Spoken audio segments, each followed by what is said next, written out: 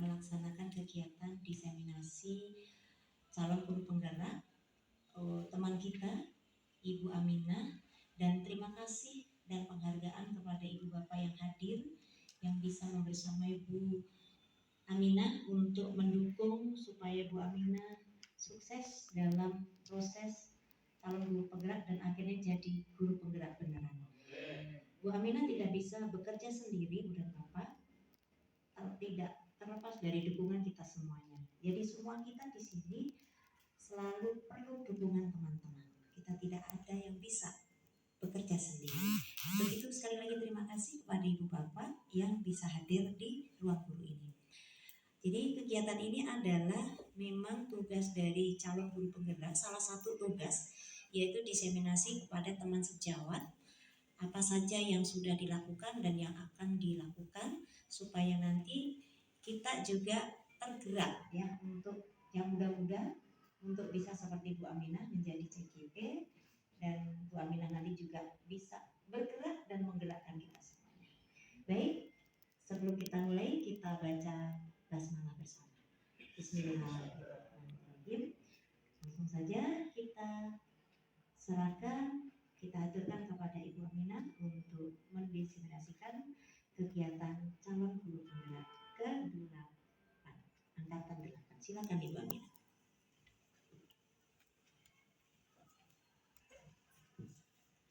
Assalamualaikum warahmatullahi wabarakatuh.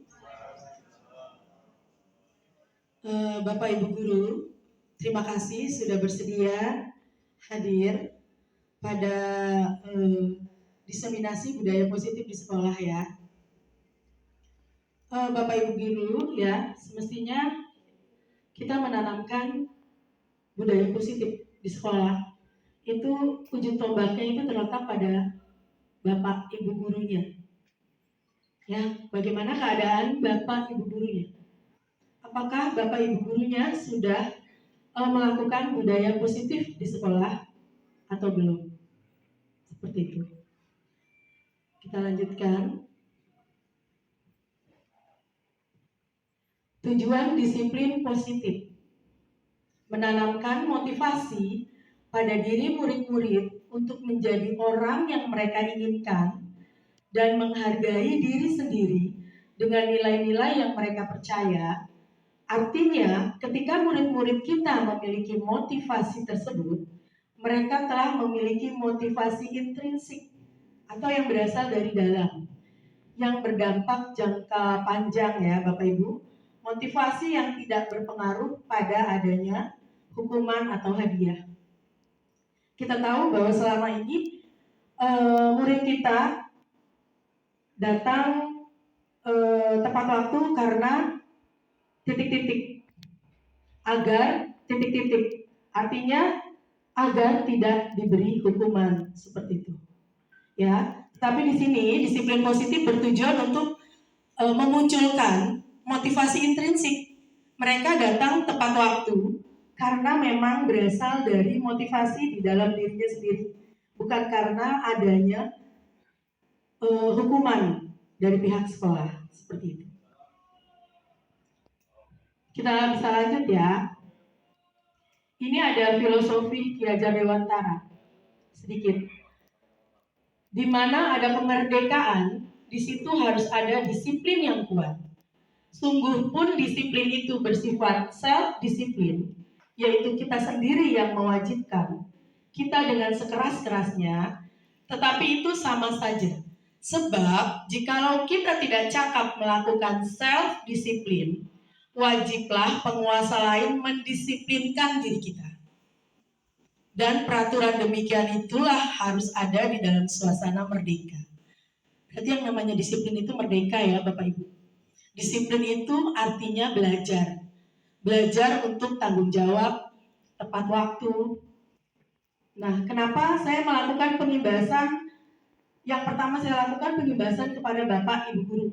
Karena Bapak Ibu Guru merupakan ujung tombak dari disiplin positif ini. Kita tahu bahwa peranan kita sebagai guru adalah menjadi teladan. Teladan untuk siapa?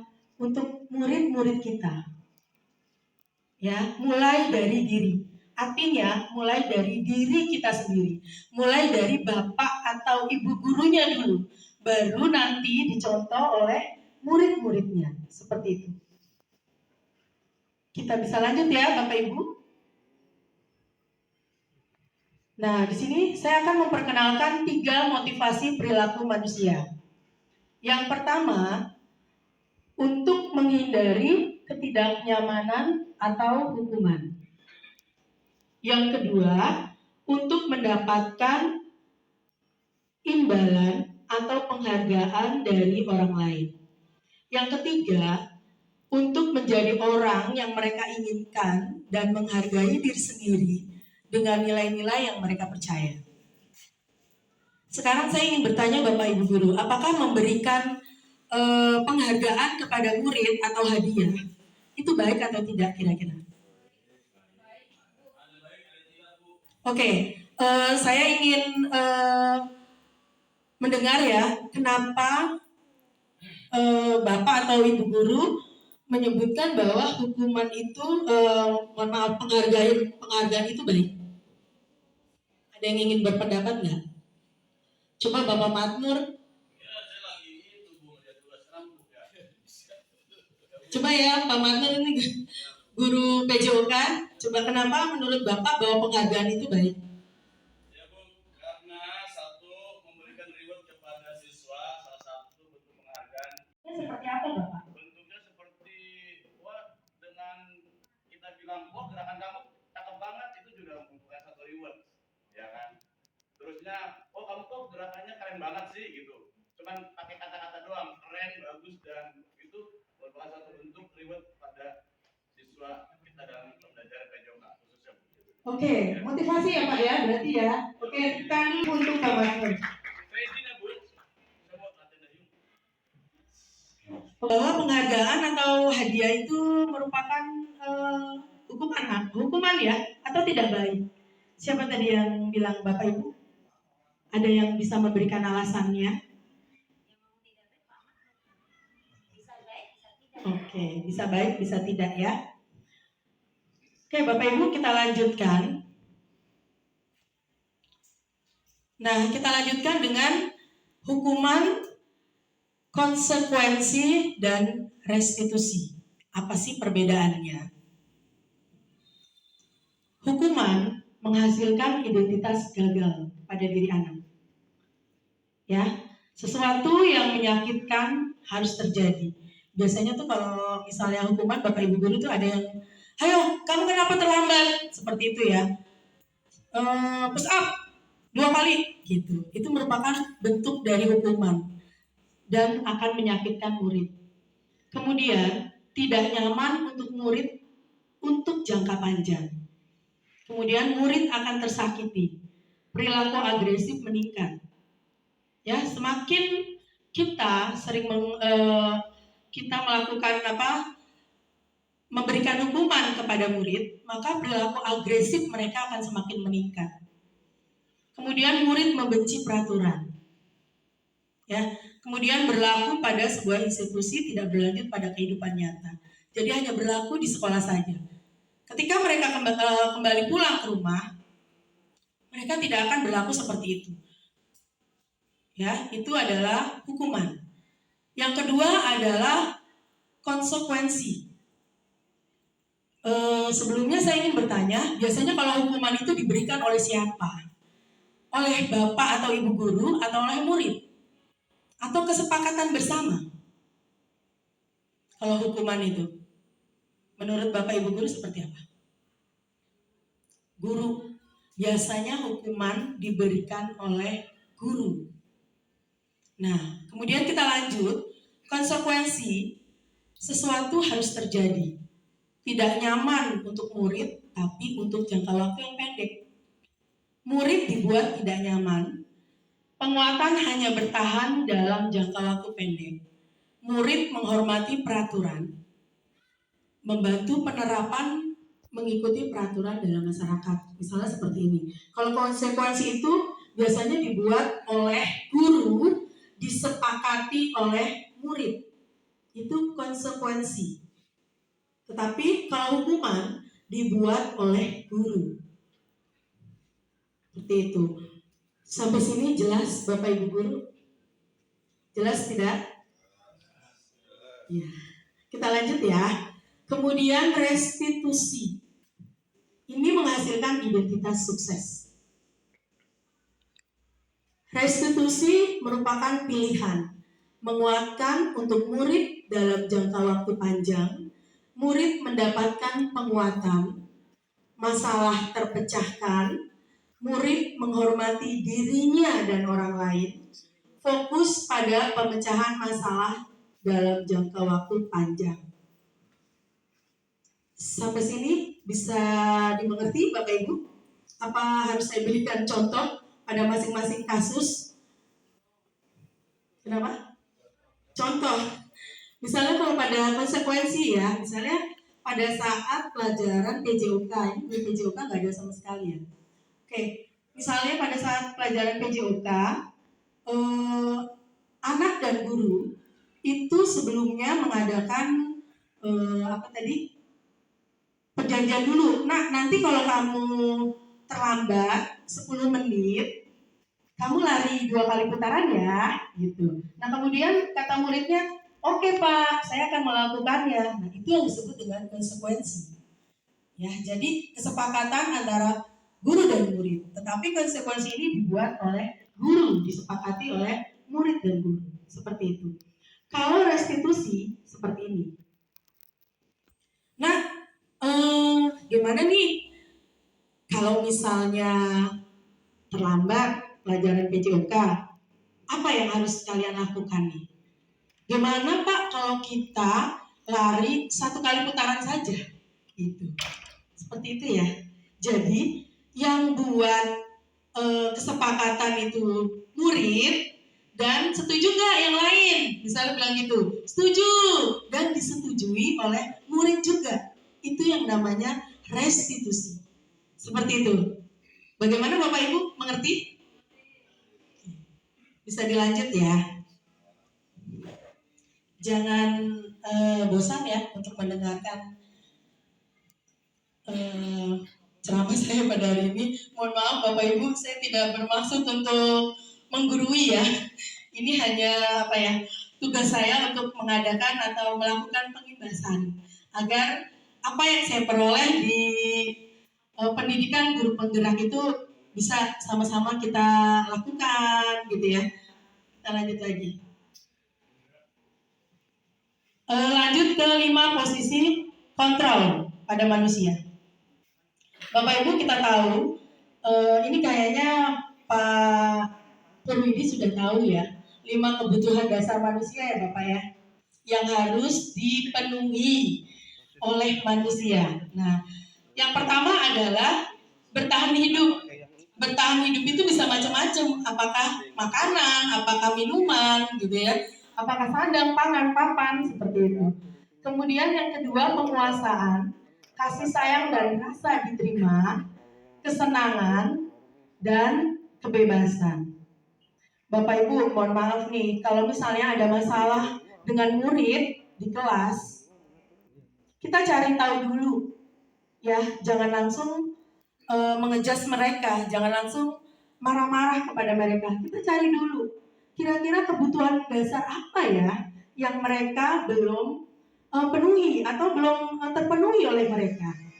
Misalnya ada satu murid, nah kamu kenapa kok pas pelajaran ibu kamu kok loyo gitu misalnya, lemes gitu. Jangan langsung, kenapa kamu nggak semangat untuk belajar pada saat pelajaran ibu, seperti itu. Ditanya dulu anaknya. Bisa jadi dia akan beralasan seperti ini, Bu, aku belum sarapan. Nah, itu adalah salah satu kebutuhan dasar manusia, yaitu untuk bertahan hidup perlu makan. Jadi ditanya dulu anaknya. Ya. Kemudian ada lagi misalnya murid yang melakukan keisengan gitu ya dengan temannya. Nah, kebutuhan dasar apa yang belum terpenuhi oleh dia? Mungkinkah kesenangan? Seperti itu. Kemudian ada lagi yang misalnya ditanya sama gurunya, kamu kenapa sih Dari tadi ngobrol melulu di kelas, tidak memperhatikan pelajaran ibu. Nah, mungkin dari salah satu kebutuhan dasar ini belum terpenuhi, seperti kebebasan, atau dia punya masalah di kelas. Mungkin di rumahnya kebutuhan kasih sayang dan rasa yang diterima dari orang tuanya nggak ada. Gitu. Jadi semua memiliki latar belakang. Seperti itu ya. Kita tahu bahwa tugas seorang guru adalah menuntun, bukan menuntut. Di sini saya tekankan lagi ya, menuntun, bukan menuntun. Menuntun murid sesuai dengan kodratnya. Seperti itu. Kita lanjutkan. Ada pertanyaan Bapak Ibu? Ini tadi sudah. Kita lanjut dengan 5 posisi kontrol seorang guru kepada murid. Yang pertama, penghukum. Ya, jadi ada 5 posisi kontrol pada seorang guru. Yang pertama adalah penghukum. Yang kedua, pembuat merasa bersalah. Yang ketiga, menjadi seorang teman. 4, pemantau. Dan 5 adalah manajer.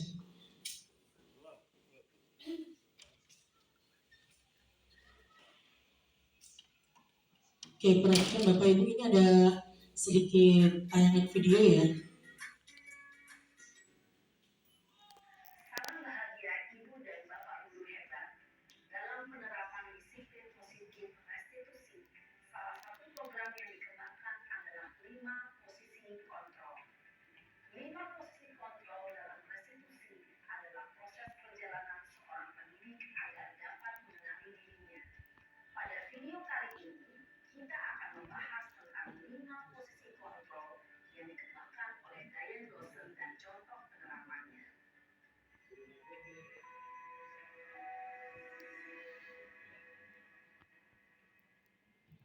5 posisi kontrol itu adalah 1. Posisi penghukum. 2. Posisi pembuat merasa bersalah. 3. Posisi teman. 4. Posisi pemantau atau monitor. Dan 5. Posisi manajer. Untuk lebih memahami kelima posisi tersebut, mari kita saksikan kasus Naden yang terlambat hadir 20 menit di sekolah dan melihat bagaimana kelima posisi kontrol dalam menghadapi masalah tersebut.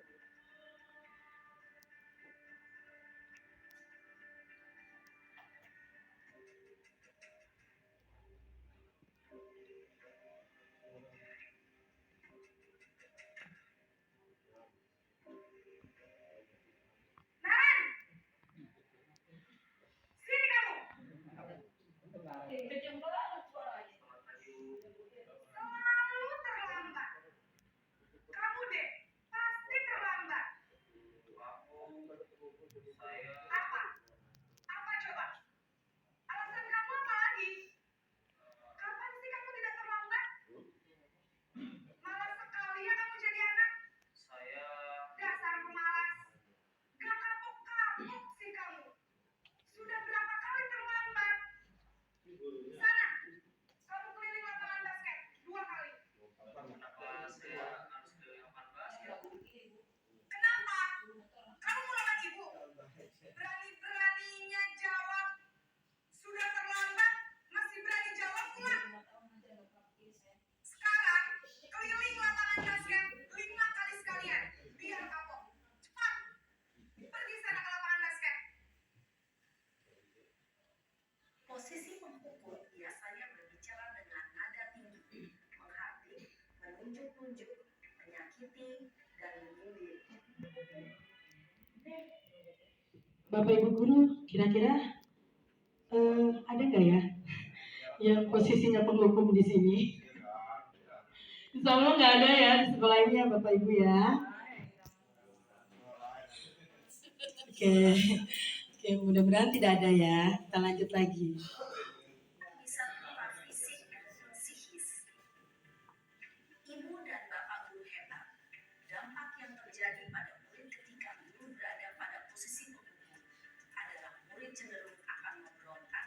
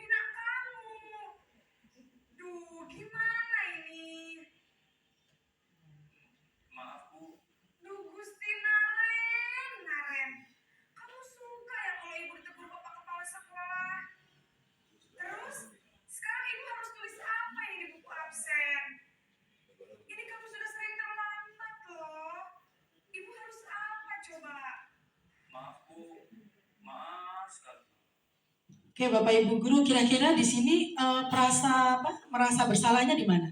Di kalimat yang mana?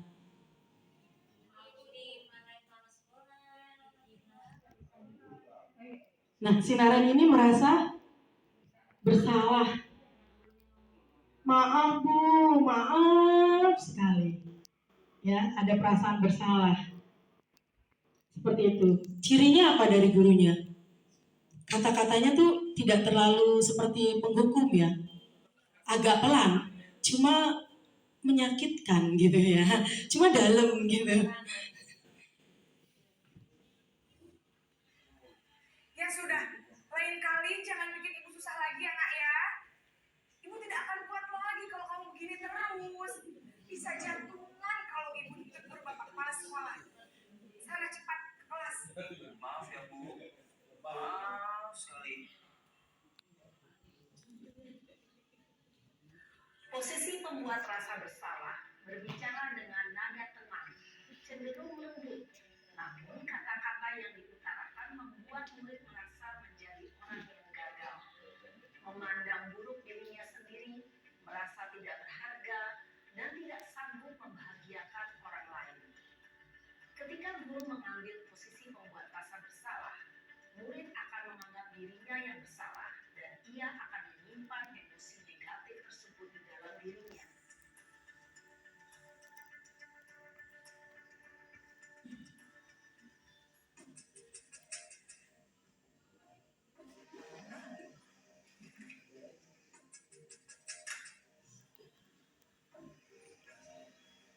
Naren!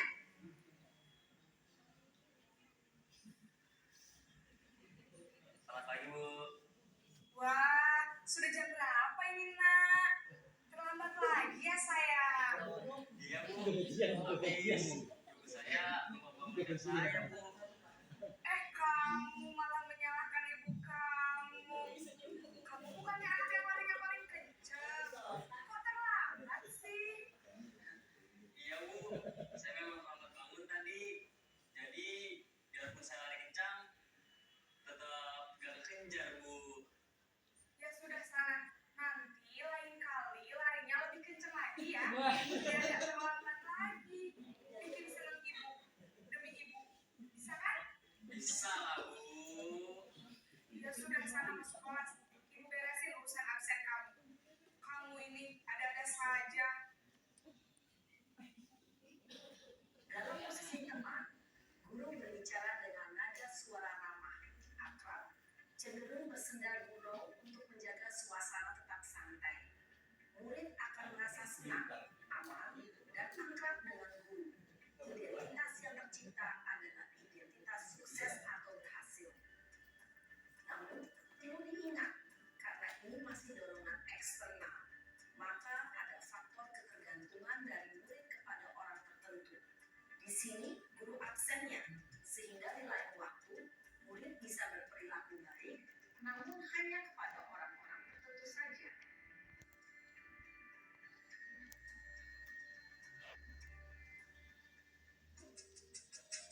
Masih Naren ya.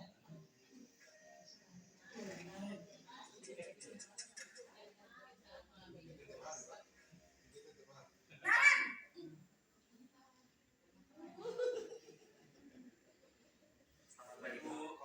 Naren, apa peraturan sekolah kita tentang jam berapa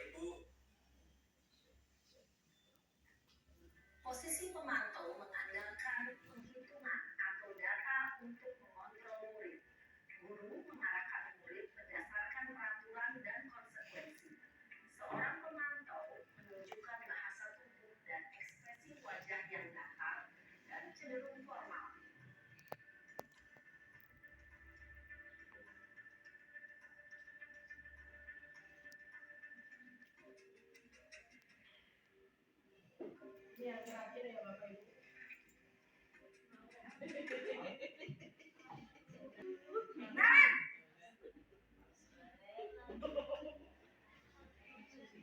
Selamat pagi, Bu. Selamat pagi, Naren.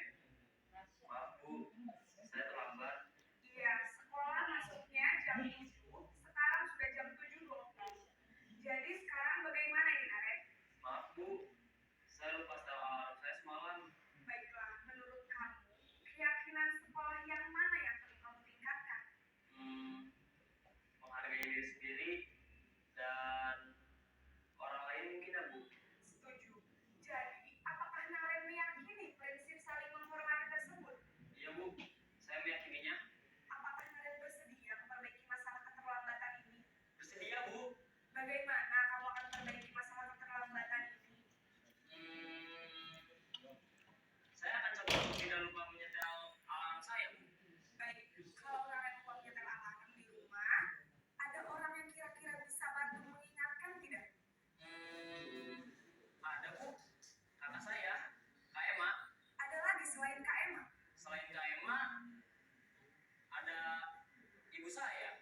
Baik, jadi yang mengingatkan Naren adalah Kak Emma dan ibu kamu ya. Kira-kira akan mulai setel alarm kapan nih, Naren? Setelah pulang sekolah, akan segera saya lakukan. Baik, jadi Naren akan setel alarm untuk bangun besok pagi dan akan diingatkan oleh kakak dan ibu dan Naren ya. Ada lagi yang mungkin perlu dilakukan, Naren, agar tidak terlambat bangun lagi? Tidak ada, Bu. Baik, Naren, terima kasih untuk kerjasama kamu. Sekarang kamu perlu kembali ke kelas untuk belajar. Baik, Bu. Terima kasih. Bapak Ibu guru, menarik nggak nih cerita Naren? Menarik ya. Di sini ada perbedaan-perbedaan ya kalau kita perhatikan. Coba Bapak Ibu guru, seandainya Bapak Ibu guru pada posisi seperti itu, kira-kira mau posisi kontrol yang berapa? Bu Yus aja deh.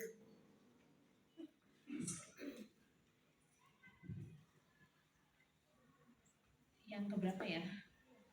Yang terbaik itu mungkin yang manajer ya, yang manajer, posisi manajer. Kenapa Bu Yus? Alasannya apa? Alasannya sama-sama bersama dengan murid memperbarui atau memperteguh keyakinan yang tadi sudah dilanggar. Bagaimana Bu Yus dengan dampaknya? Apakah dengan posisi manajer akan berdampak dengan muridnya atau tidak? Ya jelas dampaknya lebih positif dibanding posisi kontrol yang lain. Terima kasih Bu Yus. Tepuk tangan dulu dong buat Bu Yus. Semangat ya, semangat terus kawan-kawan. Nah kira-kira di sekolah ini posisi kita ada di posisi yang mana? Apakah posisi manajer atau seorang teman atau pemantau atau Bapak Ibu, bagaimana posisi kita di sekolah ini sekarang? Biasanya sebagai yang mana ini? Posisinya yang mana? Kombinasi. Yang mana gitu, yang biasanya itu?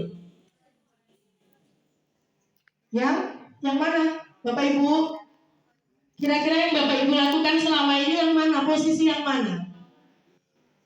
Bu Wawa, sepertinya Bu Wawa yang harus berkomentar. Posisinya yang mana Bu Wawa? Kalau saya dengan pribadi berarti saya pilih yang manajer, karena dalam BK itu aku yang akan dirubah ya, berarti harus pakai teori behavioral.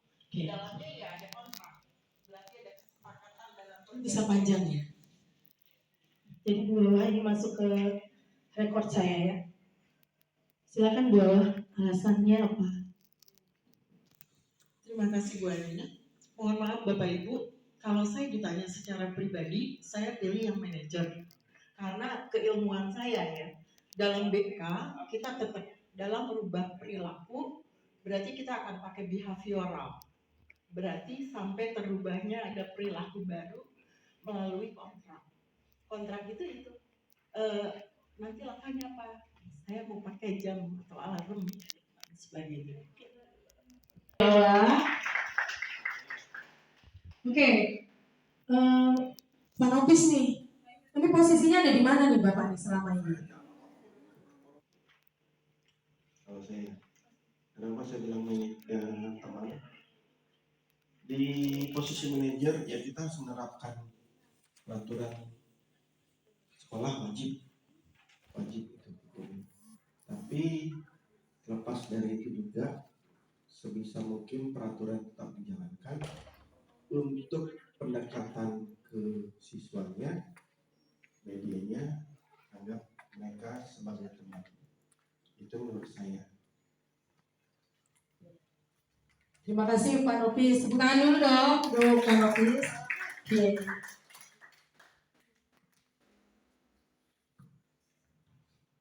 Kira-kira setelah Bapak Ibu menonton video ini ya, setelah menonton, Bapak dan Ibu ingin posisi yang nomor berapa? Ingin posisi yang nomor berapa? 5 ya, sebagai manajer. Itulah yang terbaik bagi kita semua.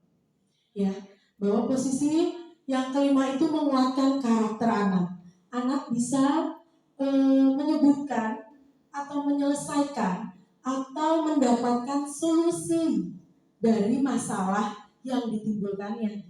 Jadi yang memecahkan masalah di sini adalah anak. Gitu, ya. Ini bisa mengakibatkan penguatan karakter anak. Seperti itu Bapak Ibu. Ada yang perlu ditanyakan sebelum saya melanjutkan? Ya. Waalaikumsalam. Nama saya Ruhidi, ingin bertanya kepada Ibu Aminah sebagai CGP. Tayangan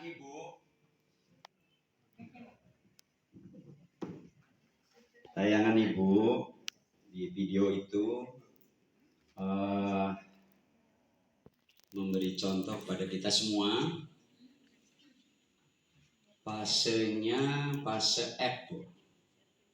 Jadi padahal kita sekarang di fase D. Jadi kiranya perlu tambahan pengetahuan psikologi. Usia fase D tidak sama dengan usia fase F. Jadi masukan buat saya, Ibu memberi contoh pada kami sebagai teman-teman Ibu yang kayak apa sih kalau kita menangani anak-anak yang fase D gitu. Sekaligus pertanyaan. Itu aja Bu, makasih. Oh ini loh tipe guru penghukum. Oh ini loh tipe guru sebagai teman. Oh ini loh tipe guru manajer. Ya, jadi di sini hanya apa ya? Hanya contoh ya. Contoh yang mungkin bisa kita terapkan di fase D ini Pak Pur. Seperti itu, ya. Saya rasa untuk kelas 9 bisa kita terapkan ya. Ini kan contoh. Jadi mungkin bisa kita lakukan juga di fase D seperti itu. Ya. Bagaimana Pak Pur? Belum puas. Karena saya punya teman guru BK. Ya. Beda usia 12 tahun sama 15 tahun, apalagi yang main ini usia 17 tahun, sangat beda. Jadi ya untuk pembelajaran. Benar. Kita beda bersama-sama. Iya benar. Jadi ini adalah video untuk pembelajaran para guru. Ya, bagaimana cara menangani anak. Ya, usahakan kita ada di posisi manajer yang akan mengeluarkan karakter murid. Seperti itu. Oke, kita lanjut.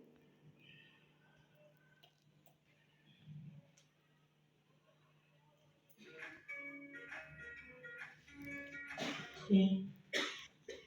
Kita lanjut ya Bapak Ibu tentang keyakinan kelas. Ini masih dalam satu modul 1.4. Ya, keyakinan kelas. Apa sih itu keyakinan kelas? Bukannya peraturan kelas aja yang namanya. Mengapa keyakinan kelas? Mengapa tidak peraturan kelas saja? Oke, di sini kalau keyakinan, ya menekankan pada keyakinan seseorang akan lebih memotivasi seseorang dari dalam, atau kita sebut dengan motivasi intrinsik. Seseorang akan lebih tergerak dan bersemangat untuk menjalankan keyakinannya daripada hanya sekedar mengikuti serangkaian peraturan tertulis tanpa makna. Kalau kita membicarakan tentang keyakinan, itu lebih dalam ya Bapak Ibu. Nah, kemudian kita lanjutkan lagi. Ini peraturannya, contohnya seperti ini. Peraturannya selalu kembalikan buku ke tempatnya. Itu peraturannya. Keyakinannya atau nilai-nilai kebajikan yang universal yang dituju jauh. Kemudian dilarang mengganggu orang lain. Keyakinannya apa? Mengamati atau menghormati orang lain dan diri sendiri. Seperti itu. Kemudian hadir di sekolah 15 menit sebelum pembelajaran dimulai. Itu peraturan. Keyakinannya menghormati orang lain, komitmen pada tujuan, atau nilai-nilai kebajikannya berkomitmen.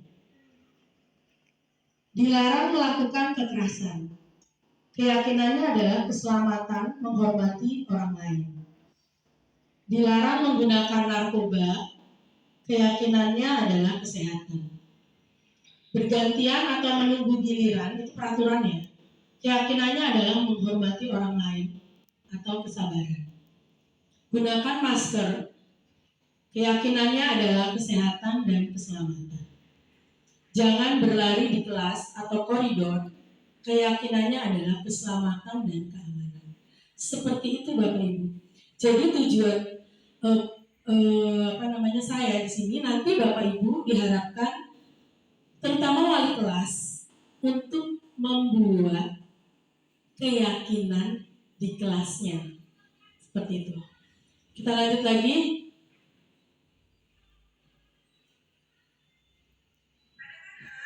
Nah, ini adalah contoh aksi nyata saya membuat keyakinan kelas di kelas 9H. Kelas 9H itu kelas yang luar biasa ya. Ketika saya baru masuk ke kelas ini, saya lihat wajah-wajahnya cukup mengesankan.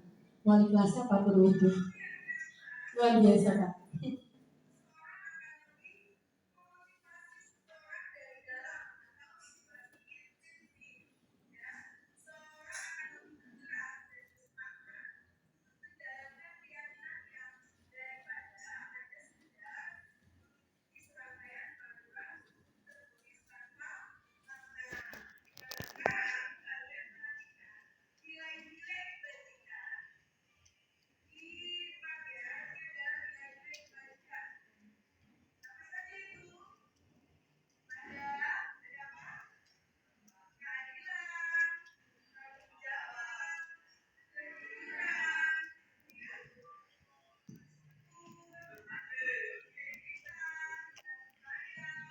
Perhatikan Bapak Ibu, mereka tuh sangat serius. Nah, ini kelas 9H yang sepertinya luar biasa, tapi ketika dihadapkan dengan nilai-nilai kebajikan yang universal, mereka serius nih.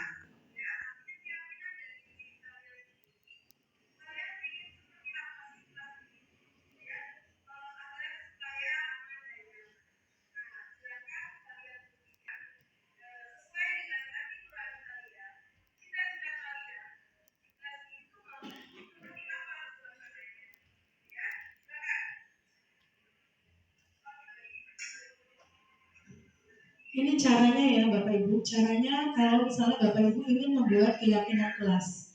Jadi sebelum membuat, kita sosialisasikan dulu tentang nilai-nilai kebajikan universal atau nilai-nilai yang akan dituju atau nilai-nilai yang akan dicapai di kelas itu. Seperti itu.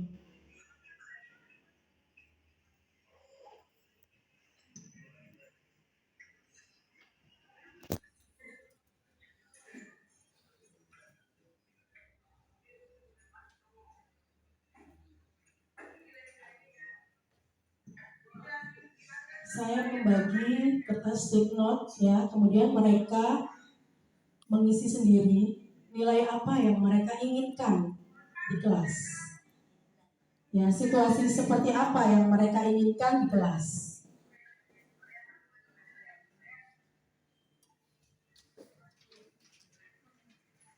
Keyakinan apa yang mau mereka capai? Keyakinan apa yang mungkin mereka ingin impikan?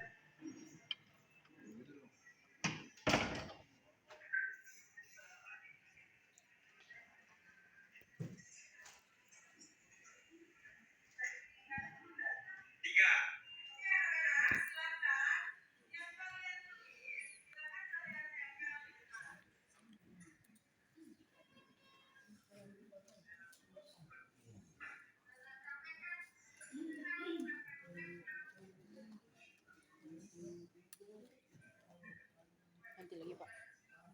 Nanti lagi Pak.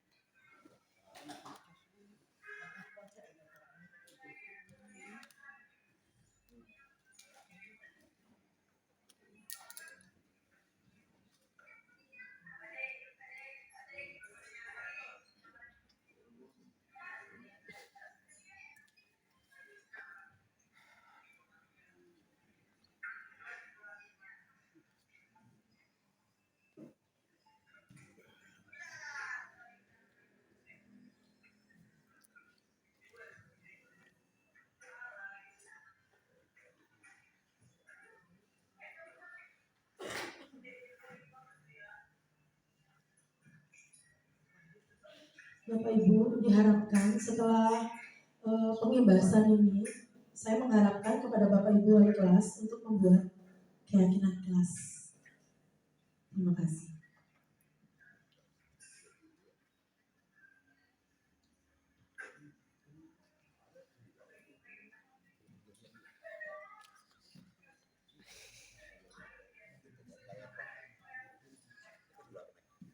Kelas 8.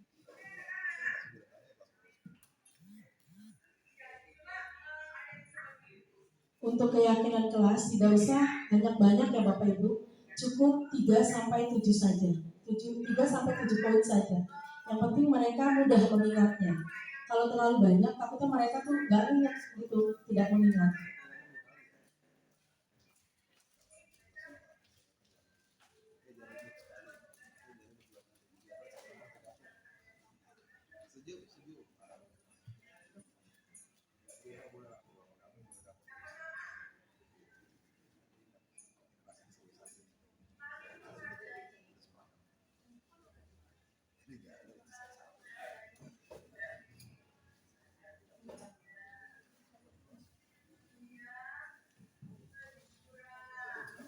Untuk keyakinan kelas nanti setelah disimpulkan kemudian dibuat ya, boleh dengan media Canva ya Bapak Ibu supaya menarik, kemudian nanti ditandatangan.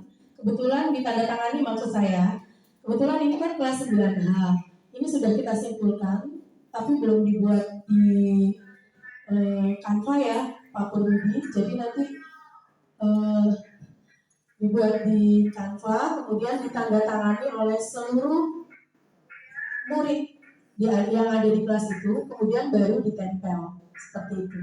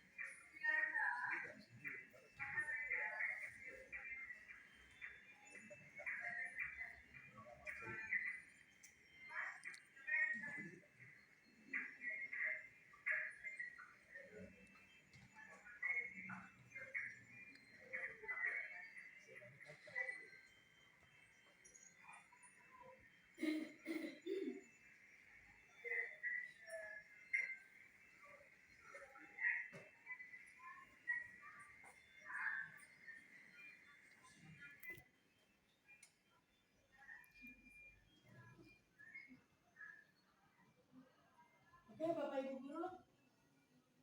Bapak Ibu Guru, untuk semangat, ayo kita ice breaking dulu yuk. Kita harus mengetahui suasana sekarang gitu. Ayo kita ice breaking dulu ya supaya semangat, terus bisa fokus lagi. Yuk kita ice breaking dulu. Judulnya buka tutup ya. Ya semuanya berdiri, ikutin saya. Berdiri Bapak Ibu. Ini ya. Iya betul sekali. Ayo. Ya supaya semangat ya, ini udah siang, udah mau pulang ya, jadi suka fokus. Yuk Bapak Ibu. Buka tutup, bertepuk tangan. Buka tutup, tepuk tangan lagi. Digulung-gulung, lalu tersenyum. Digulung-gulung, lalu tertawa. Terus lagi ya. Oke, sekali lagi Pak. Oke, sekali lagi kata Pak. Supaya semangat ya. Yuk. Oke. Buka tutup.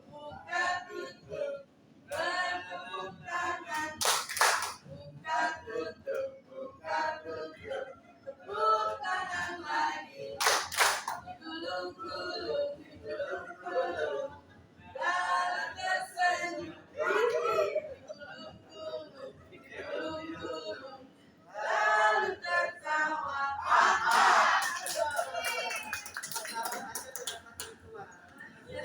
Ternyata bukan murid-murid aja yang suka ice breaking ya, Bapak Ibu juga suka. Yuk fokus lagi. Oke, Bapak Ibu Guru setelah disimpulkan ya. Nah, disimpulkan nih.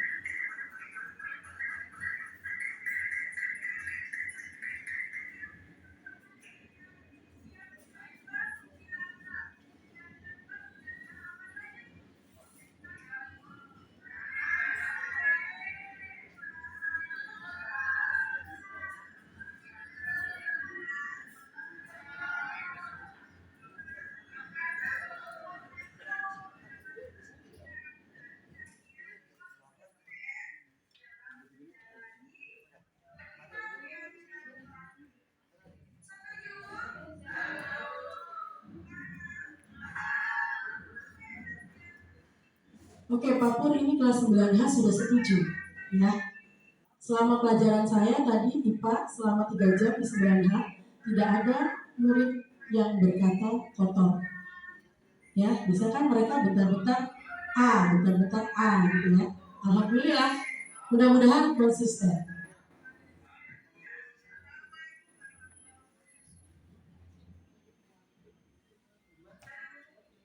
Oke, ini ya hasilnya. Ini ada Wi, anak yang luar biasa. Nah, kita lanjut lagi dengan restitusi. Segitiga restitusi. Restitusi adalah proses menciptakan kondisi bagi murid untuk memperbaiki kesalahan mereka, sehingga mereka bisa kembali pada kelompok mereka dengan karakter yang lebih kuat. Proses kolaborasi yang mengajarkan murid untuk mencari solusi untuk masalah dan membantu murid berpikir tentang orang-orang seperti apa yang mereka inginkan dan bagaimana mereka harus memperlakukan orang lain. Kita lanjut lagi dengan segitiga restitusi. Yang pertama yang harus kita lakukan adalah menstabilkan identitas. Kemudian, validasi tindakan yang salah dan menanyakan keyakinan. Menstabilkan identitas, ketika seseorang merasa sedih atau emosional, mereka tidak bisa mengakses bagian otak yang berfungsi untuk berpikir rasional. Saat itulah tugas seorang guru menstabilkan identitas anak.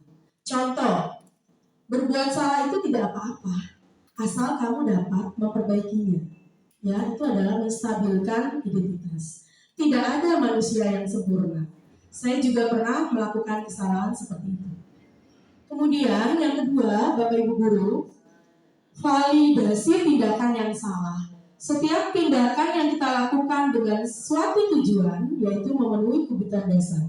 Contoh, kamu pasti punya alasan mengapa melakukan ini. Kamu patut bangga pada dirimu karena kamu telah melindungi sesuatu yang penting buatmu. Tahapan yang ketiga adalah menanyakan keyakinan. Ketika identitas sukses telah dicapai dan tingkah laku yang salah telah divalidasi, maka anak akan siap untuk dihubungkan dengan nilai-nilai yang dia percaya atau nilai-nilai yang dia yakini. Contoh, keyakinan kelas apa yang sudah kamu lalui? Apa bayangan kita tentang kelas yang ideal? Oke, Bapak Ibu Guru, ini adalah salah satu video contoh segitiga restitusi.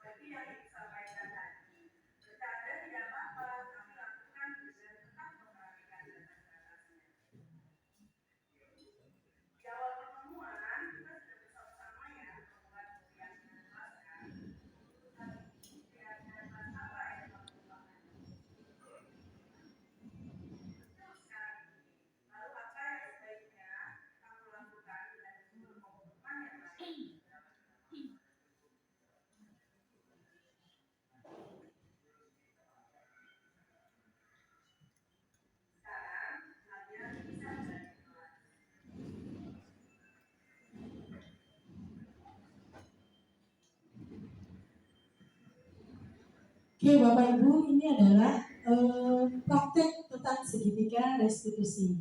Di sini ada penguatannya dari anak-anak.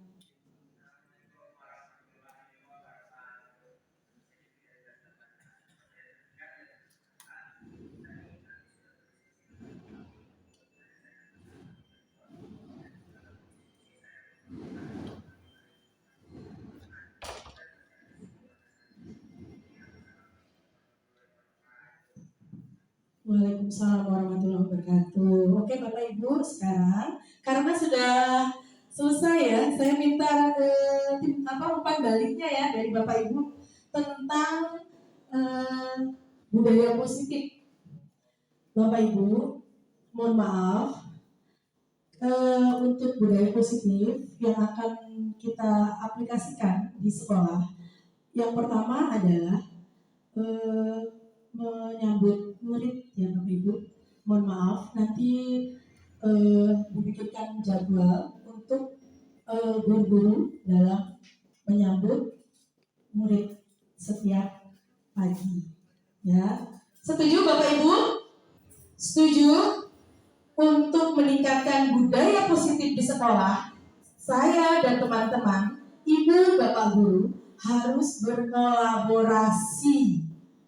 Ya, dengan tujuan apa? Dengan tujuan mengadakan perubahan ke arah yang lebih baik. Saya tidak bisa bergerak sendiri Bapak Ibu. Saya harus berkolaborasi dengan Bapak Ibu semua. Setuju Bapak Ibu? Setuju? Setuju? Setuju Ibu Maria? Setuju. Dengan apa? Dengan sama-sama kita bergerak untuk mewujudkan nilai-nilai positif dari kebaikan sekolah kita dan siswa-siswi kita. Oke, tepuk tangan dulu dong untuk kita semua. Oke, sekarang umpan baliknya nih yang ingin mengungkapkan umpan baliknya, silakan. Sepertinya ada dua ya, satu dari Bapak yang masih muda. Umpan baliknya bagaimana? Apa yang sudah dapat?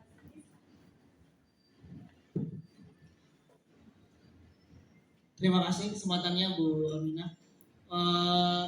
dengan acara diseminasi CGP ini, saya di kegiatan sore ini saya bisa lebih menangani masalah kepada siswa dan bagaimana cara menangani siswa-siswa untuk kita supaya siswa itu lebih bisa bertanggung jawab terhadap peraturan dengan cara mungkin menurut kita yang udah kita sepakati sebagai manajer ya Bu, dan tidak bukan semata-mata untuk penghukum begitu.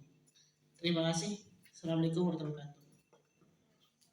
Waalaikumsalam warahmatullahi wabarakatuh. Tepuk tangan dulu dong buat Bapak Arfan. Terima kasih ya Bapak. Satu lagi dari ibu kita ya, Ibu BK kita ya.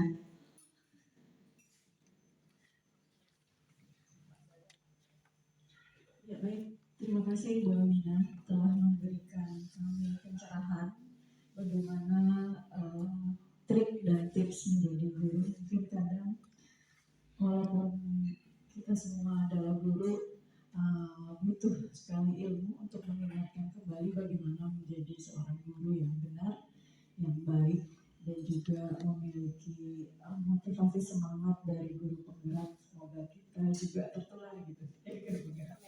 Ya, terima kasih. Terima kasih Bu Afri. Ada lagi yang mau memberikan umpan baliknya kepada saya? Oke, senior saya ini ya. Satu lagi, Pak Purwoko. Ya, terima kasih kepada Bu Aminah. Saya sangat bangga sekali dengan Bu Aminah yang telah mencapai CGP dan insya Allah menjadi guru penggerak. Pada dasarnya yang diberikan ini kita semua sudah tahu, tapi kadang-kadang banyak lupanya. Sehingga sekarang ini diingatkan kembali, apalagi bagi saya yang sudah katanya senior tapi mau pensiun juga, mudah-mudahan lah dengan adanya guru penggerak ini kita diingatkan semua untuk melakukan atau menjadi guru yang baik dan benar. Terima kasih. Terima kasih Pak Purwoko. Tepuk tangan dulu dong untuk Pak Purwoko dan Bu Afri. Oke Bapak Ibu, terima kasih. Terima kasih banyak ya untuk umpan baliknya. Saya harap pembahasan saya ini bermanfaat untuk kita semua ya. Begitu saya tutup diseminasi ini dengan membaca Alhamdulillah. Assalamualaikum warahmatullahi wabarakatuh. Terima kasih.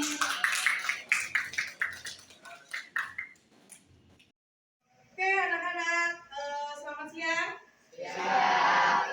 Hari ini kita akan membuat keyakinan kelas ya.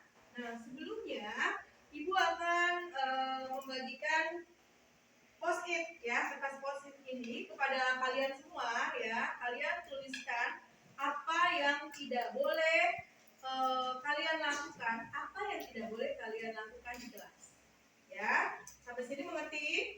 Mengerti.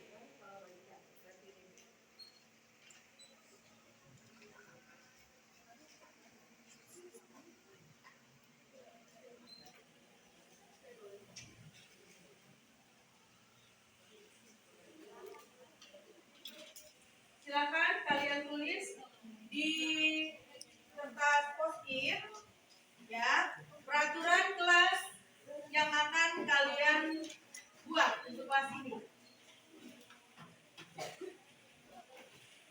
Setelah kalian tulis, silakan kalian tempel.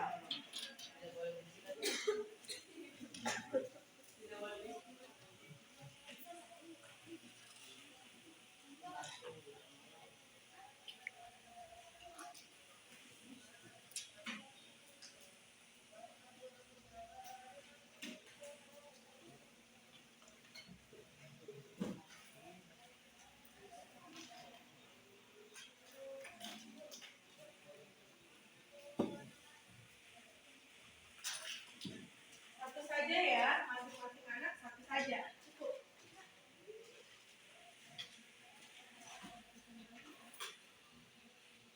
Kalau sudah selesai, silakan kalian tempel di papan, ya. Untuk kiri silakan warna hijau. Ya, ini sesuai dengan. Silakan. Tempel.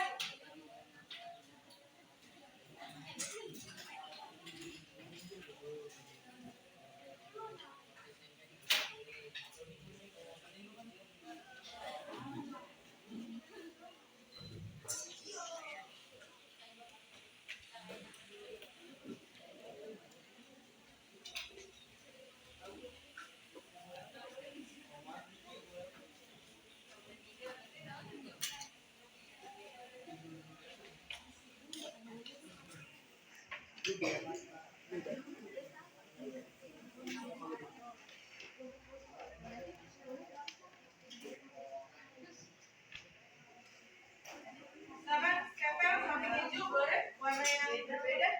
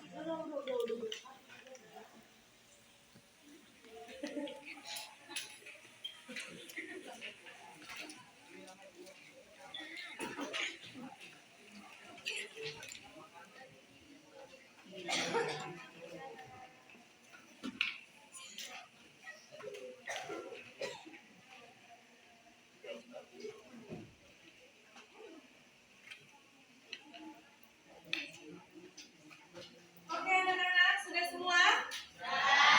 Sudah. Ini yang kalian tuliskan ya.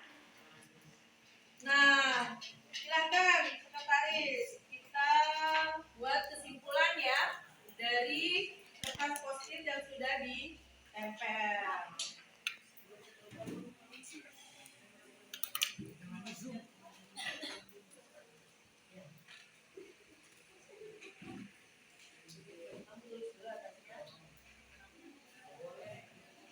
Peraturan kelasnya.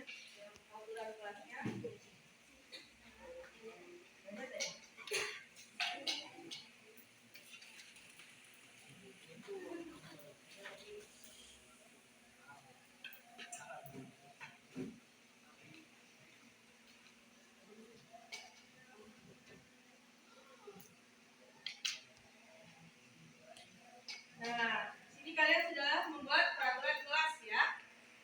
Yang pertama, tidak boleh terlambat.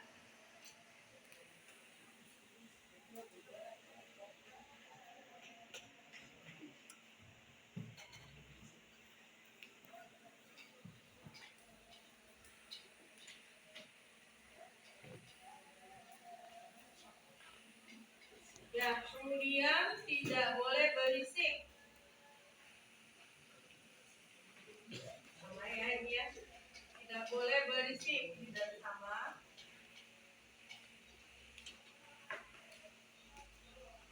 Sama ini.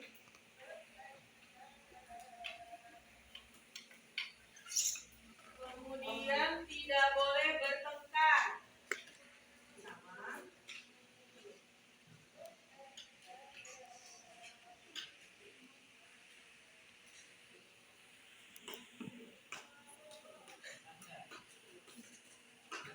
Oke, kemudian tidak boleh membuli. Tidak boleh membuli.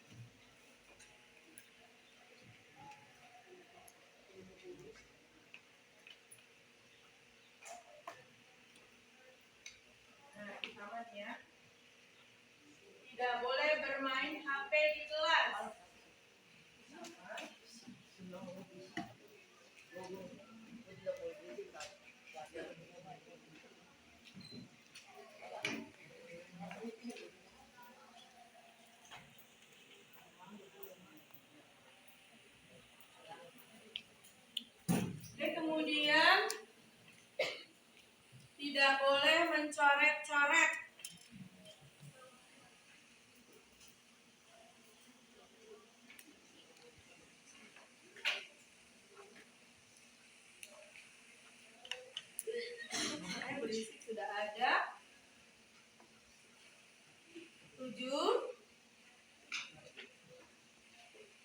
Tidak boleh berisik berarti sama ya dengan tidak boleh mengobrol ya. Yang belum ada berarti tidak boleh mencontek.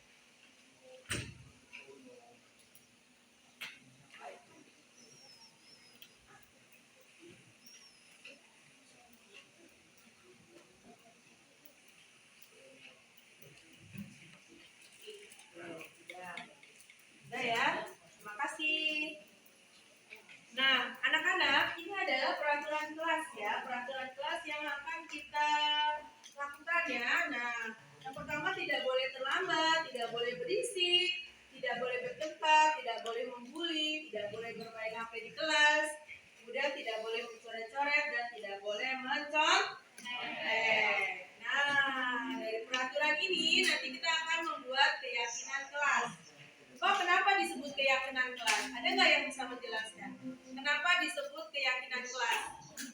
Oh, nggak kita pakai peraturan kelas, Bu? Kenapa kita sebut keyakinan kelas? Ada yang bisa menjelaskan? Ada? Ya? Agar lebih mudah diterapkan. Oke, ada lagi? Kenapa namanya keyakinan?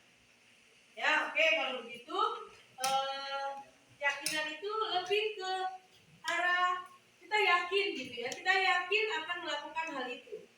Ya, nah keyakinan itu pasti berhubungan dengan nilai-nilai kebajikan yang akan kita lakukan di kelas ini. Nah, tapi kalau peraturan kelas kalian mungkin lebih cenderung nantinya akan melakukan setelah kalian mentaati ini, nanti untuk seterusnya kadang suka melanggar gitu ya, itu peraturan. Nah, kemudian kita lanjutkan lagi dengan membuat keyakinan kelas. Nah, mungkin kalian belum paham tentang keyakinan kelas, apa sih itu keyakinan kelas, kemudian apa sih itu nilai-nilai kebajikan.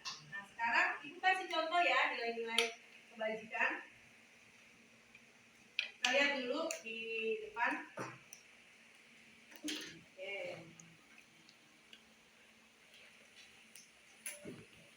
Nah, sudah kelihatan? Nah, ini adalah nilai-nilai kebajikan. Kita sudah membuat peraturan kelas, maka nanti kita akan membuat keyakinan kelas dengan melihat nilai-nilai kebajikannya. Oke, sekarang ini aja ya. Nanti sekretaris maju lagi ya. Kita akan membuat keyakinan kelas.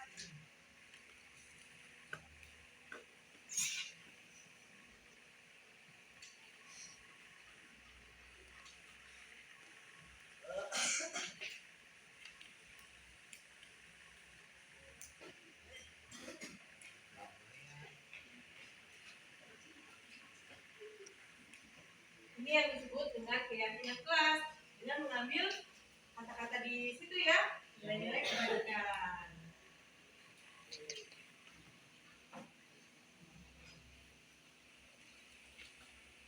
Oke, nah anak-anak sudah. Nah sekarang sambil lihat itu ya, nilai-nilai kebajikannya. Yuk kita bikin keyakinan kelas. Keyakinan kelas. Yang pertama, yuk sama tukang garis aja.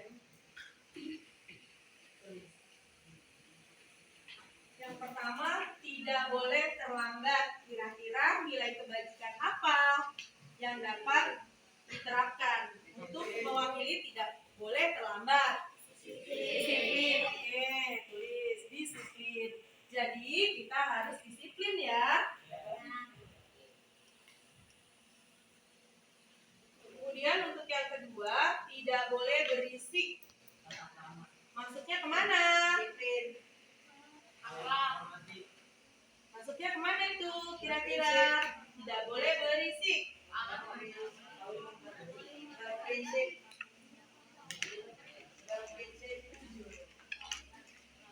Tidak boleh berisik, tidak boleh bertengkar ya.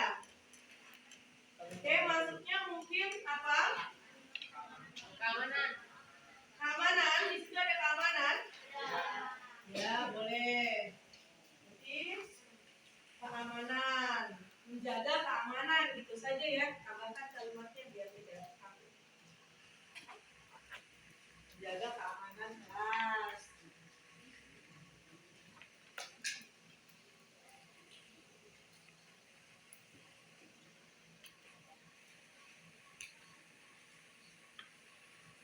Menjaga keamanan, tidak fisik. Nah, kemudian yang nomor 3, tidak boleh bertengkar, tidak boleh membuli. Nah, yang mana tuh? Saling menghormati.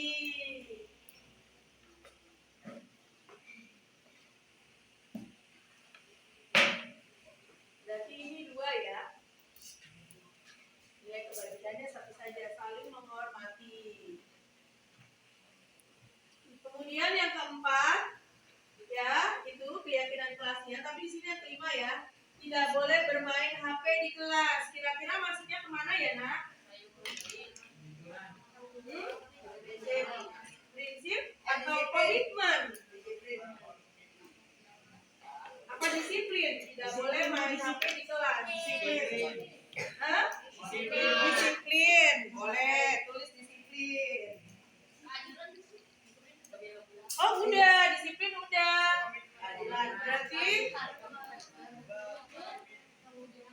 prinsip Tanggung jawab. tanggung jawab. Bisa nggak?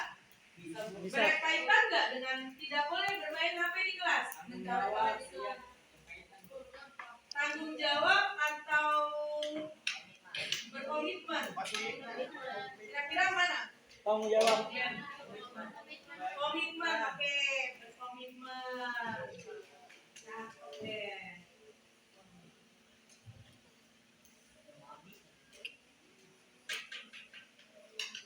Ya, yang berikutnya, tidak boleh mencoret-coret, tidak boleh mencontek. Kira-kira kalau tidak boleh mencoret-coret itu maksudnya kemana? Tanggung jawab. Tuh, tanggung jawab.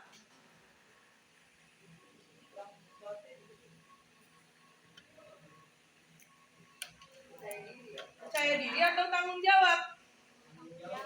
Tidak boleh mencoret-coret, benar. Yang terakhir, tidak boleh mencontek. Ah, iya. Yang terakhir adalah kejujuran.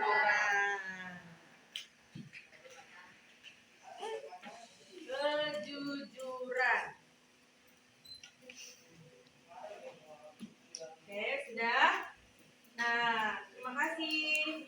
Anak-anak, kita sudah membuat keyakinan kelas ya untuk kelas 7A.